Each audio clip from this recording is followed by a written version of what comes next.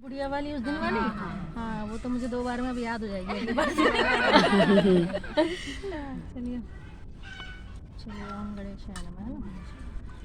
एक अंधी बुढ़िया थी जिसका एक लड़का और लड़के की बहू थी। वो बहुत गरीब थी। वह अंधी बुढ़िया नित्य प्रति गणेश जी की पूजा किया करती थी। गणेश जी साक्षात सन्मुख आकर कहते थे कि बुढ़िया माई तू जो चाहे सो मांग ले। बुढ़िया कहती मुझे मांगना नहीं आता, सो कैसे और क्या मांगूं। तब गणेश जी बोले कि अपने बहू बेटे से पूछकर मांग ले। तब बुढ़िया ने अपने पुत्र और बहू से पूछा तो बेटा बोला कि धन मांग ले और बहू ने कहा कि पोता मांग ले। तब बुढ़िया ने सोचा कि बेटा बहू तो अपने अपने मतलब की बातें कर रहे हैं। अतः उस बुढ़िया के पड़ोसियों ने कहा कि बुढ़िया तेरी थोड़ी सी जिंदगी है, क्यों मांगे धन और पोता, तू तो केवल अपने नेत्र मांग ले जिससे तेरी शेष जिंदगी सुख से व्यतीत हो जाए।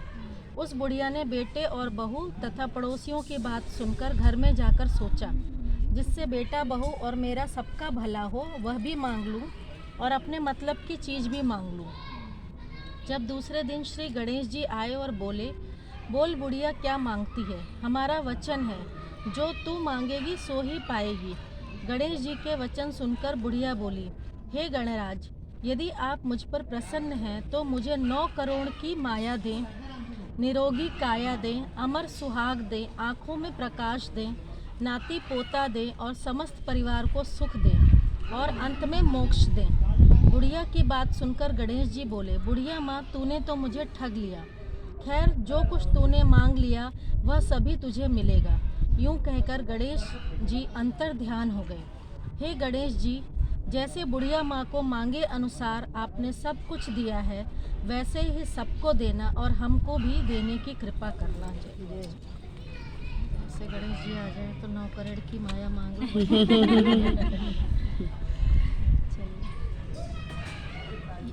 अहोई अशोकाष्टमी का व्रत। यह व्रत प्रातः कार्तिक बदी अष्टमी को उसी वार को किया जाता है जिस वार की दीपावली होती है। उस दिन स्त्रियों की आरोग्यता और दीर्घायु प्राप्ति के लिए अहोई माता का चित्र दीवार पर मानकर पूजन किया जाता है। व्रत की विधि भी पढ़े? कथा बस। एक नगर में एक साहूकार रहा करता था। उसके 7 लड़के थे।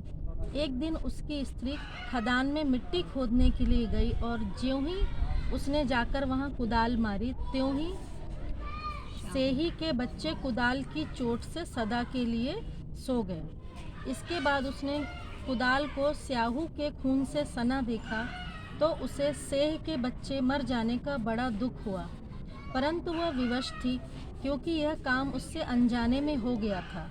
इसके बाद वह बिना मिट्टी लिए ही खेद करती हुई अपने घर आ गई और इधर जब सेह अपने घुरकाल में आई तो अपने बच्चों को मरा हुआ देखकर नाना प्रकार से विलाप करने लगी और ईश्वर से प्रार्थना की जिसने मेरे बच्चों को मारा है उसे भी इसी प्रकार कष्ट होना चाहिए। तत्पश्चात सेह के श्राप से सेठानी के 7 लड़के एक ही साल के अंदर समाप्त हो गए, अर्थात मर गए। इस प्रकार सबसे दूर बच्चों को झूले के पास काल के मुंह में समाये जाने पर सेठ सेठानी इतने दुखी हुए कि उन्होंने किसी तीर्थ पर जाकर अपने प्राण गंवा देना उचित समझा। इसके बाद वे घर छोड़कर पैदल ही किसी तीर्थ की ओर चल दिए और खाने की ओर कोई ध्यान न देकर जब तक उनमें शक्ति और साहस रहा तब तक वे चलते ही रहे और जब वे पूर्णतया अशक्त हो गए तो अंत में मूर्छित होकर गिर पड़े। उनकी दशा देखकर भगवान करुणा सागर ने उनको मृत्यु से बचाने के लिए उनके पापों का अंत किया और इसी अवसर में आकाशवाणी हुई कि हे सेठ, तेरी सेठानी ने मिट्टी खोदते समय वहीं पर ध्यान न देकर सेह के बच्चों को मार दिया। इसके कारण तुम्हें बच्चों को दुख देखना पड़ा। यदि अब पुनः घर जाकर तुम मन लगाकर गौ की सेवा करोगे और अहोई माता अजक्ता देवी का विधि विधान से व्रत प्रारंभ कर प्राणियों पर दया रखते हुए स्वप्न में भी किसी को कष्ट नहीं दोगे तुम्हें भगवान की कृपा से पुनः संतान का सुख प्राप्त होगा। इस प्रकार आकाशवाणी सुनकर सेठ सेठानी कुछ आशान्वित हो गए और भगवती देवी का स्मरण करते हुए घर को चले आए।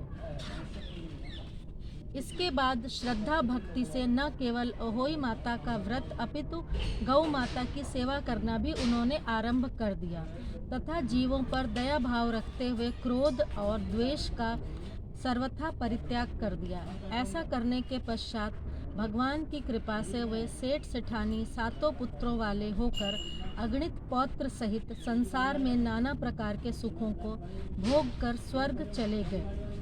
बहुत सोच विचार के बाद भली प्रकार निरीक्षण करने पर ही कार्य आरंभ करो और अनजाने में किसी प्राणी की हिंसा मत करो। गौ माता की सेवा के साथ साथ अहोई माता, अजगता देवी, भगवती की पूजा करो। ऐसा करने पर अवश्य संतान के सुख के साथ साथ संपत्ति का सुख प्राप्त होगा। बोलो अहोई माता की जय।